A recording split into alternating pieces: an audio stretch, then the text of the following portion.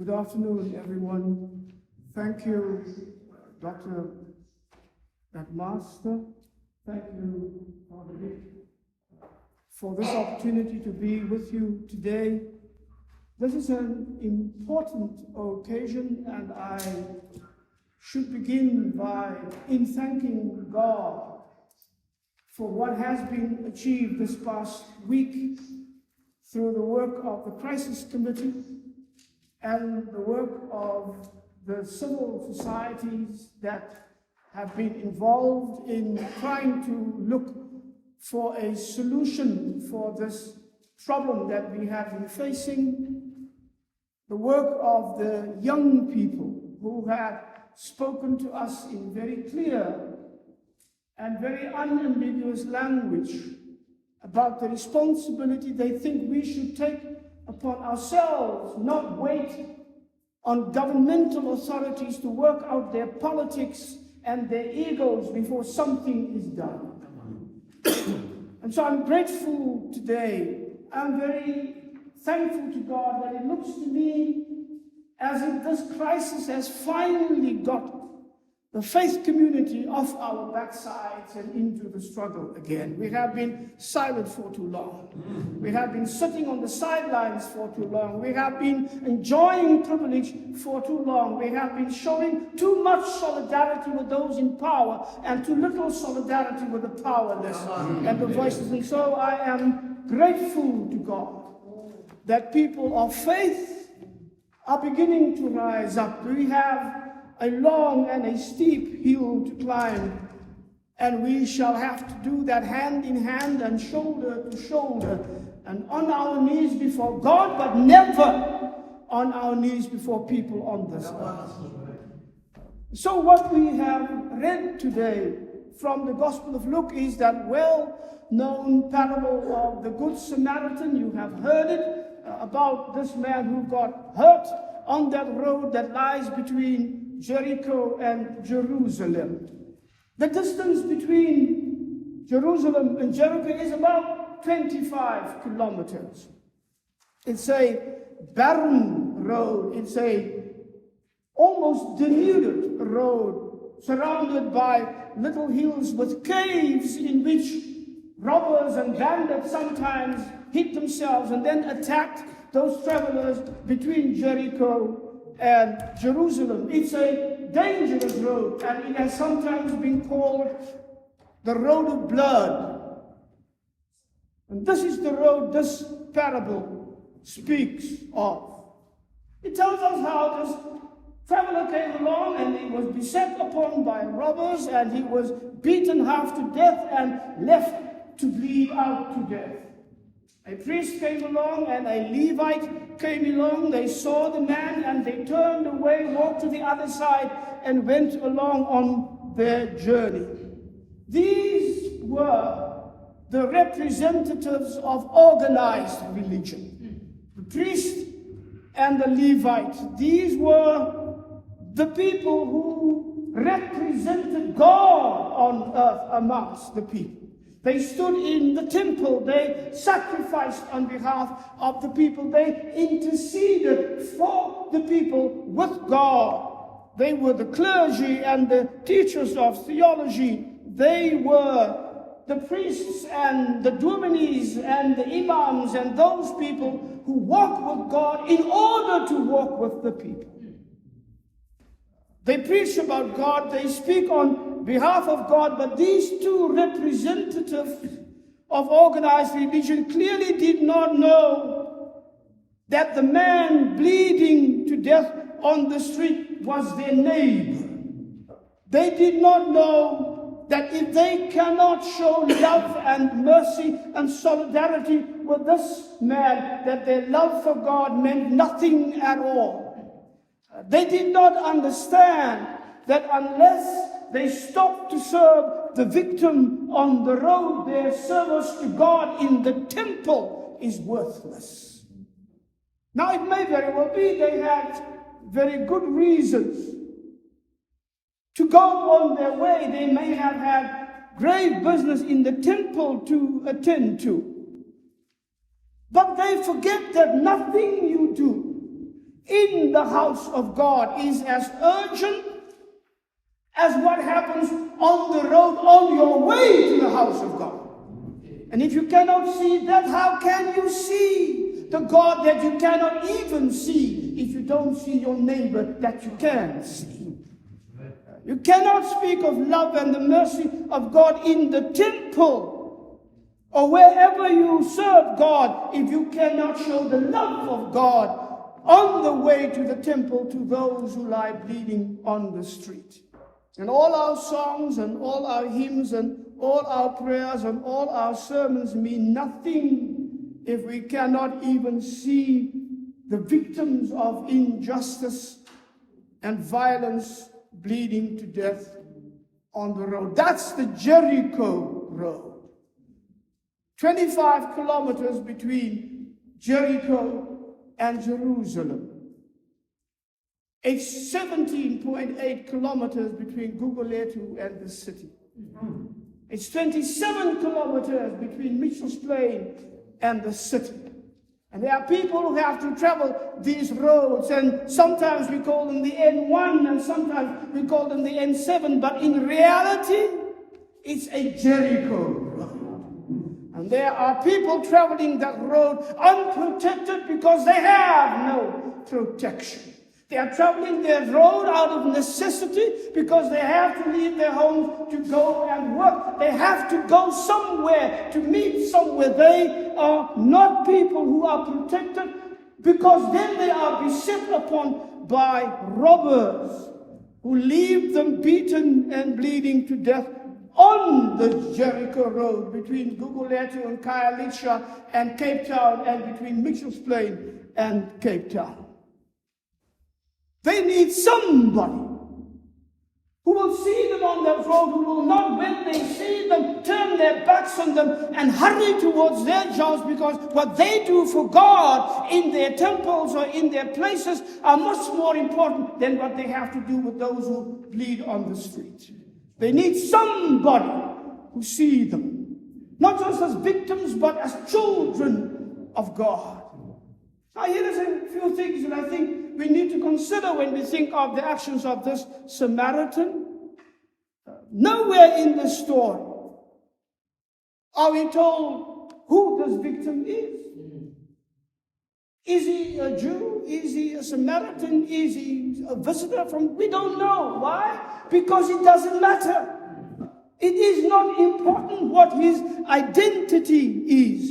It is enough that this man is a human being. It is enough that this man is a victim of violence. It is enough that this man has been attacked. It is enough that this man is bleeding.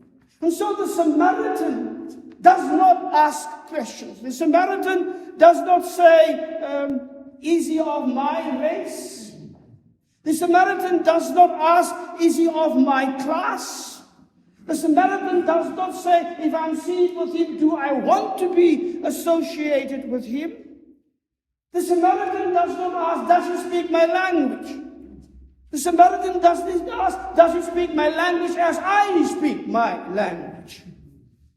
Does he share my religion? None of these questions. It is enough that this man on the street is a human being and somebody who needs his help. Justice and compassion never ask these victims, are they Christian? Are they Muslim? Are they whatever?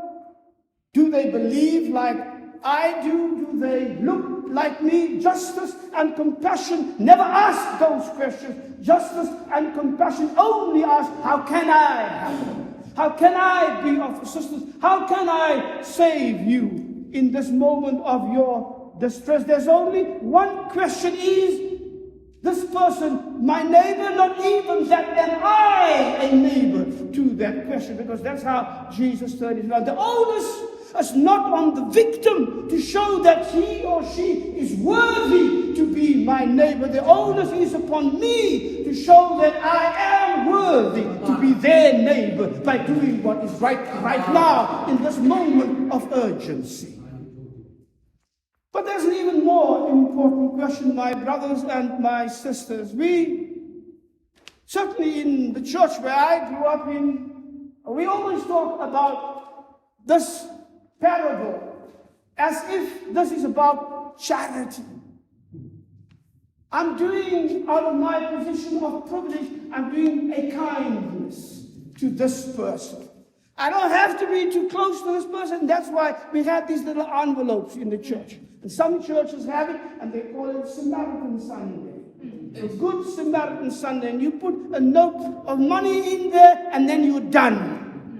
Because you've done your bit, and you have, out of your plenty, you have given to those who are too poor to look after themselves, and you feel good about yourself. This is not about that. This is the question that the Samaritan throws up that we have to deal with today.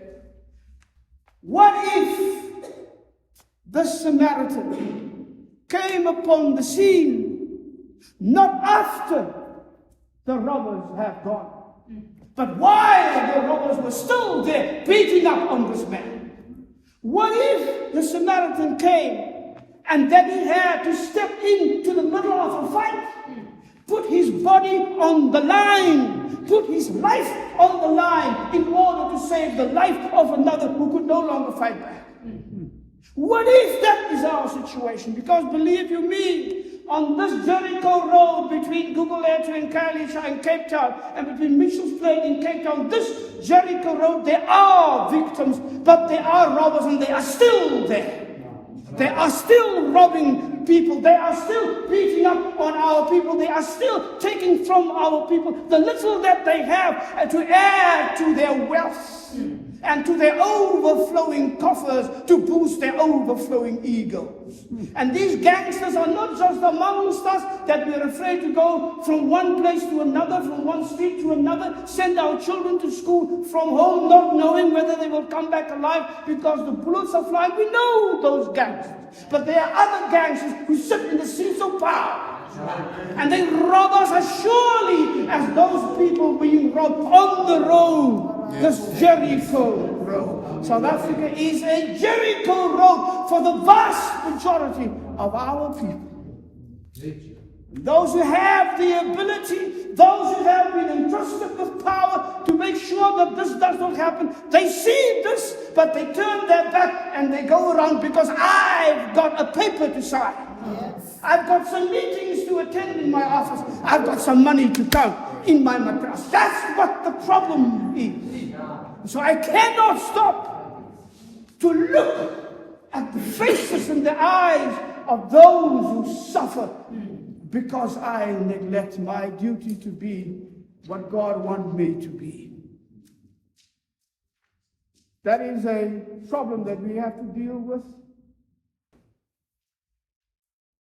And we have been on this Jericho road for a long, long time, my brothers and sisters, as a people. It's a road of oppression and exploitation, of pain and suffering. It's a road of humiliation and degradation. It's a road of racism and discrimination. It's a road of struggle and of sacrifice and of blood. It's a long road. Chief Albert Lutuli warned us. And he said that the road to victory is always via the cross. And as we look back, our people did not only have to bear that cross. I see them hanging on those crosses along the Jericho road to this very day. Invaders have come. The colonialists have come, and we endured land theft. We endured slavery. We endured genocide. We were bleeding on that road. Then came apartheid and its unmitigated violence. When we saw the massacres, the Shirku River massacre in 1773, the Boesak massacre in 1921, Sharpeville massacre in 1960, and the Marikana massacre in 2012. It's a Jericho road. And our people are bleeding on that road. But we resisted and we fought. We were tear gassed. We were hunted down. We were shamboked, we were imprisoned, we were tortured, we were shot at, but we resisted. Our leaders were assassinated, our children were killed by the hundredth. It is a long road. It's a Jericho road, and we died on that road. And then for a moment, just for a moment, around 1994, that we thought that we had come to the end of that road. We had one of our own in the highest offices in the land.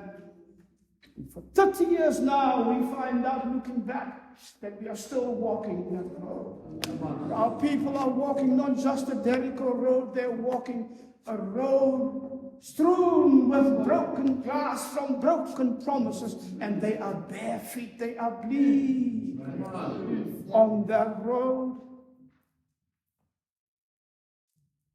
We're still fighting for freedom and justice. We're still fighting for dignity and for the meaning of our liberation. But we brought down apartheid as one single united wave of resistance.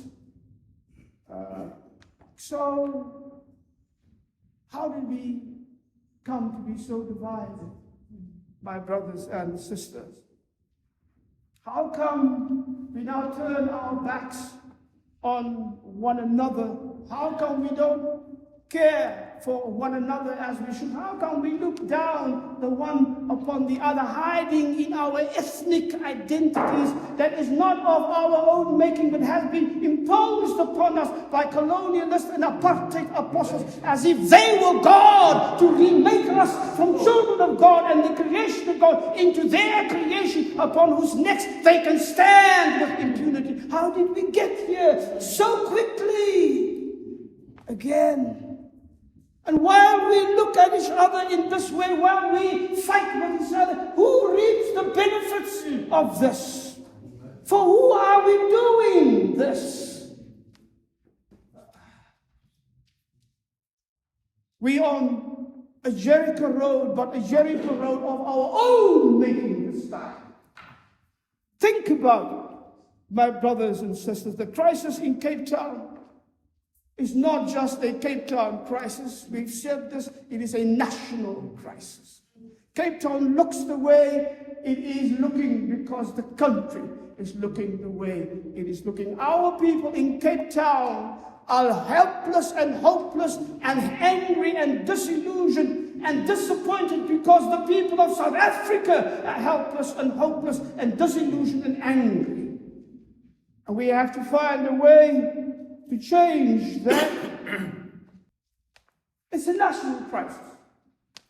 And those people who complain about the laws and the bylaws, they have a point. But I mean, look at the way the law is applied on a national level. The city, in the way it's applying its laws in this uneven way that people say is not isolated. In the context of the national laws, we have laws that apply to some but not to others. Laws that apply to the powerless but not to the powerful. Laws that apply to the poor but not to the rich and the privileged. And this is not just a city's problem, it's a national problem. It's not just a city crisis, it's a national crisis of legalized lawlessness that we are facing. We know from our past, because we fought this, if a law is unfair, if a law is unjust, you take up that law and you fight that law and you challenge the lawmaker until the law is changed. But when the law is right and just, then you obey that law, because we are disciplined people. We know that. And so today, in the time that we have, let me just say to our police people, you have a great, difficult job. It's not easy. But remember, when you put on that uniform, don't let that uniform alienate you from your own people. Don't let that uniform get between you and your humanity. Don't let that uniform get between you and that gun that you wear between you and your love for your people. Because you know that the issues that you are dealing with is not just an immediate issue. It is a countrywide issue. It's an issue facing our nation. And as long as you are one of us, whether in that uniform or outside of that uniform, you remain one of us. I would like to say that the city must be held to account. And they must be challenged because the city must be changed. We cannot continue to have a city that is characterized as the most beautiful city in the world, but you can only say that if you drive along the sea and camp. You cannot say that when you stand among the refuse bags that are never taken away, where the rats run into your home and eat the toes of your children. I heard a mama say not so long ago, my dilemma is, she said to me, the dilemma is, I don't know what to do. I have a blanket. But if I put the blanket over my children's head, the rats eat their feet. If I put them over the feet, the rats show off their ears. And so what must I do? That is also Cape Town. So you can't talk about Camps Bay, Cape Town, and Sea Point, Cape Town, and Woolly Point, Cape Town, and Constantia, Cape Town, without talking about the Swaziland, Cape Town. We are one people, one city. It has to change. And that's part of the problem we are dealing with here. But it's a national problem. We have a president. But in all these days of crisis here in Cape Town, have you seen it? Oh, he came to Cape Town. He came to Cape Town. And he went to the netball tournament, but he did not have time to come to Kylie, so to come to this place. We have a president, but he doesn't have time to come and address Cape Town, to speak to the city, to say, this is your national authority that you have, is your national authenticity that is at stake. Because Cape Town is not a separate city away from everybody else. It's part of South Africa. And I speak to you as your president. Did he do that? No. But he has time to go and sit at an auction and buy yet another boom worth 3.5 million rand. Oh my God! Come on! What have we done to ourselves? Because we put such people in power. It's not God's fault, it's us. It's a Jericho road. I want to say, many of us are angry, and Santaco has perhaps lots of reasons to be angry. But they must remember, my brothers and sisters, you must remember that the grievances you have are not isolated from the grievances of all our people. The problems that we face are fundamentally the same problems. The fight that we fight is fundamentally the same fight among us, not amongst us, against the same people. We understand your anger, but don't make our people the target of your anger. Keep the anger where it must belong. Keep the anger focused. Keep the anger righteous. Keep the anger, but keep it peaceful. Therein lies your power. I want to say to Santaco, the issues that concern you are the same issues of concern from Cape Town to Pretoria and from here to the ends of this country. When you have a fight, make your people your ally. Guns are not your ally. Violence is not your ally. Burning stuff is not your ally. Your people are your allies. So make your people your ally. Then that is the road to success.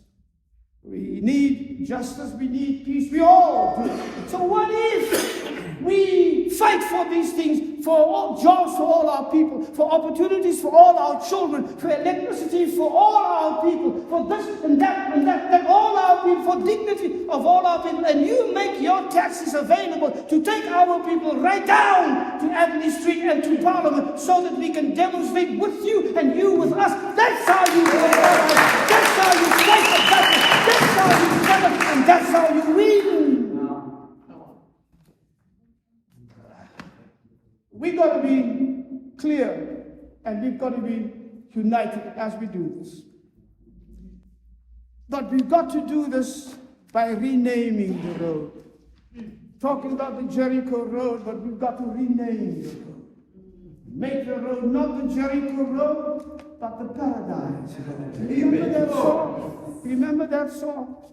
A road of peace and love and joy, of justice and equity and prosperity. We renamed that road to a road of unity and togetherness, of friendship and understanding and revolutionary love for our people and our country, of solidarity and hope-filled struggle. Rename that road. And this is what the song says. It always touches my heart when I hear it. Come with me down Paradise Road. This way, please.